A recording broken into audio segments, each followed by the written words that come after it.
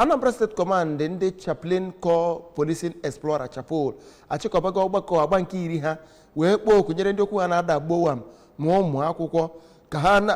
a na-akụnyere ha ezi mkpụrụ dị mma maka ọdịmma nke obodo. Anambra State Commander Maazị Joseph Ekwunife mere ka mmata nke anụ a na n'ime afọ 10 na ha enyere gị aka buo agha megide ụmụ aja akparamagwa dị iche iche n'ụlọ akwụkwọ dị iche iche site na mgbazi ha na-agbaziri ụmụaka ya na ịhazi akparamagwa ha nke ọma ka e wee weta ezi mgbanwe. Onye nta akụkọ anyị bụ Kenechukwu wetara anyị akụkọ a.